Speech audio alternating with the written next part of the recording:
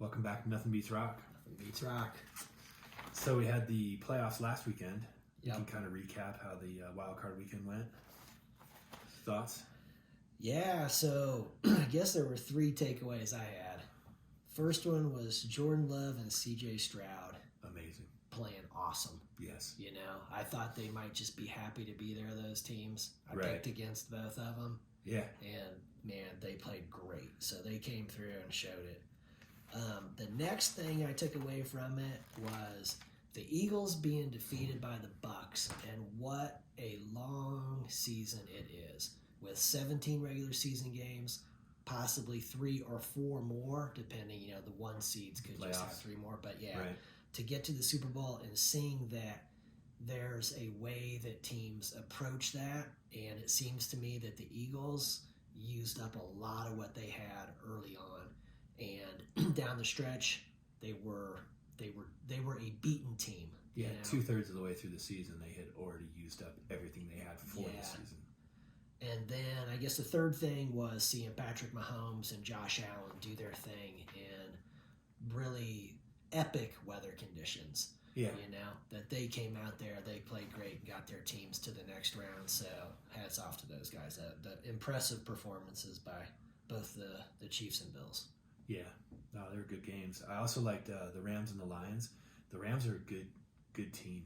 And for the Lions to beat them, even by 1 point, was a big deal. Yeah. Not only did they get the 25 plus years of not having a playoff game off their back, but they didn't beat a cream puff either. I mean, the Rams were a solid team. They had won a lot of games, very good offense, and they did. It was like a track meet, back and forth all night. Yeah. So that was a really good game. And to the rookie quarterbacks. Well, Jordan Love's not a rookie, but it was his first year as a starter, and he played like he'd been there 4 or 5 times. He has really improved this season a lot, so that was quite impressive. Yeah. Yeah, and that 16-game home winning streak just died. Yeah, Mike McCarthy's going to be back. Yeah, nobody got fired, so hey, seemed like it was a win-win.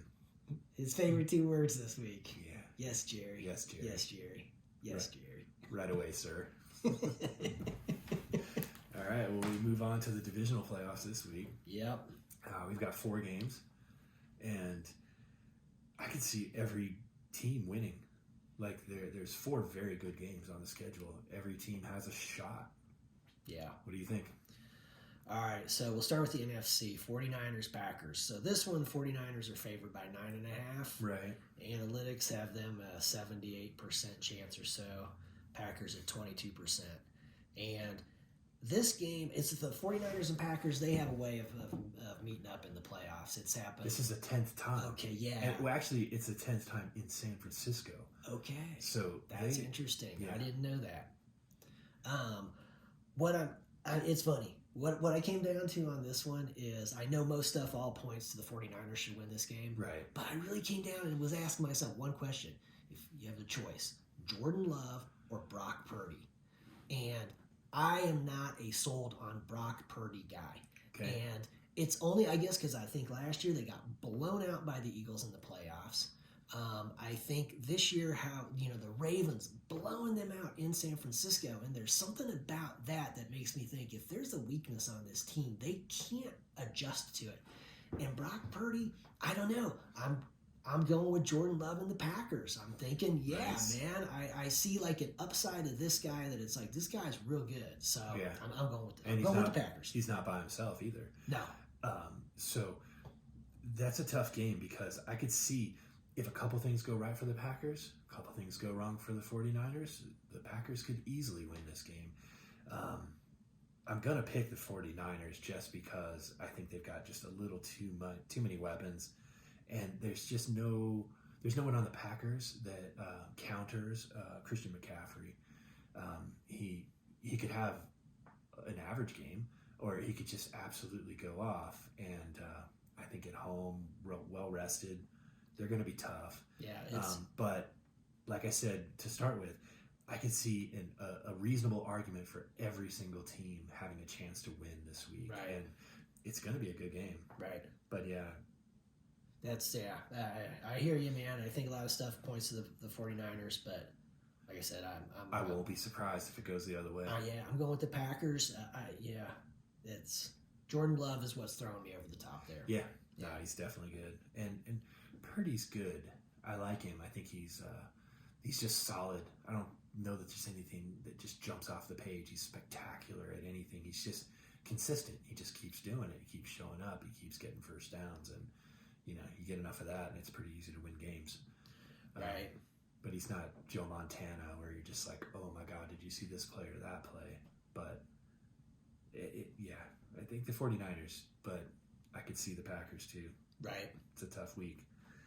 If we move on to the Lions and the Buccaneers. Yeah, this one I'm solidly on the Lions, and they're favored by 6, about 63% chance to win, and I guess I respect the Bucs for the win they had over the Eagles, and Baker Mayfield playing well. He may be able to do some things against the Lions, getting out of the pocket and whatnot, but the Detroit Lions defense is not going to be in the same state that the Eagles defense was in. Some of the missed tackles in that game, that just looks like a team that's blown.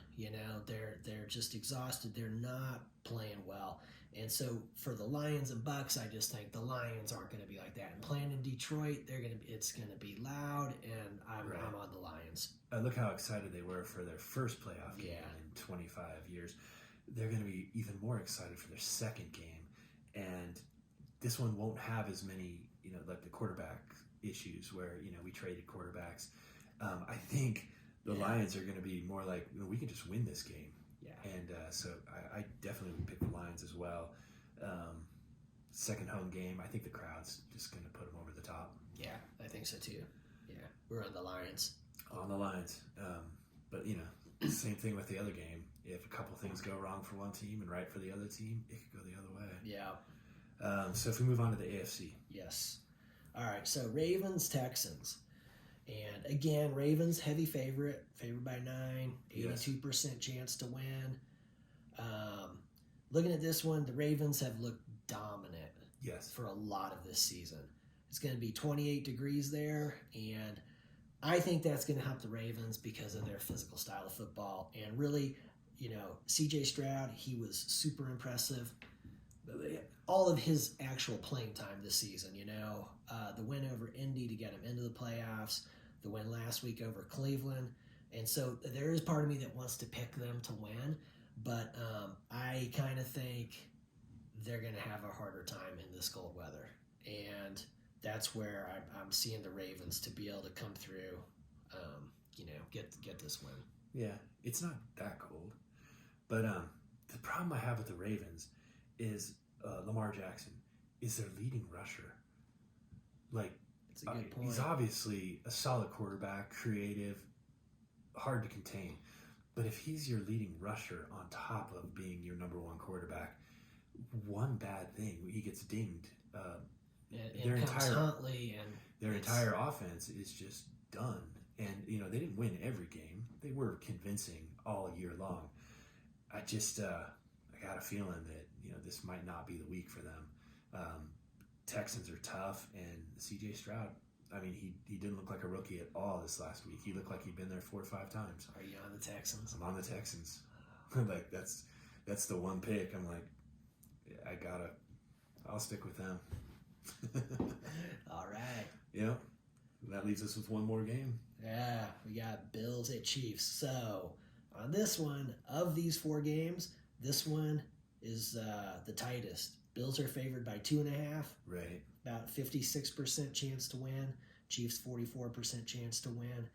And I think what works in the Bills' favor here is this game being played in Buffalo, and not just the home field advantage thing, but that Kansas City has not played in Buffalo in 7+ seasons. Mahomes hasn't played a playoff game outside of Arrowhead, right? Yeah. Other than Super Bowls at neutral sites. Yeah, exactly. Which is the Tom Brady Super Bowl at Tampa. Same. That was not a neutral site. Right.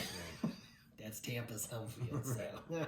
Okay, that's how that works. Right. No favors for Tom, though. So anyway, I think though that the Chiefs, because of not playing there for so long, that there could be some stuff, making sure you got the right cleats and some things that might just, work a little bit in Buffalo's advantage. The equipment manager is going to have to be prepared talk with the Cincinnati Bengals. They beat them there last year, you know. What I think works in the Chiefs' advantage is that Andy Reid's management of the season and how he plays. How we're talking about the Eagles blowing up a little bit too soon. He seems to be the opposite. Yeah, and there's an element, you know, you look at it, we got two great quarterbacks. You got two real good defenses. I would give the edge to the Chiefs' defense. I think that their D is really good. Right.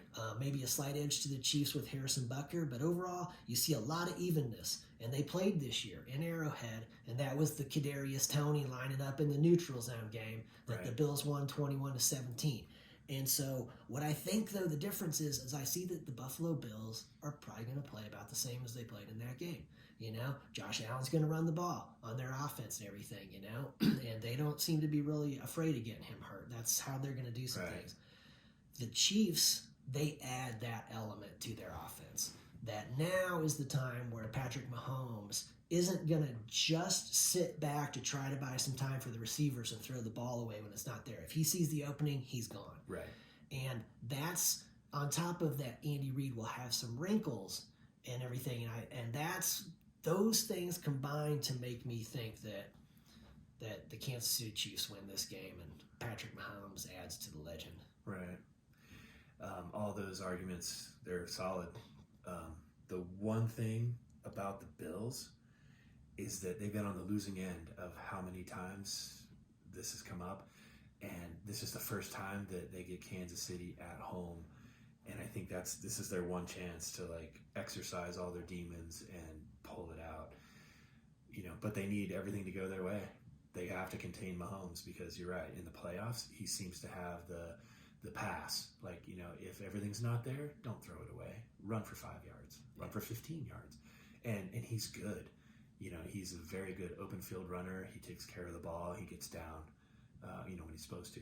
So, you know, they're going to have to contain him. I'm not sure. This is a tough one. The only reason I would pick the Bills is because this is their one chance to get Kansas City at home.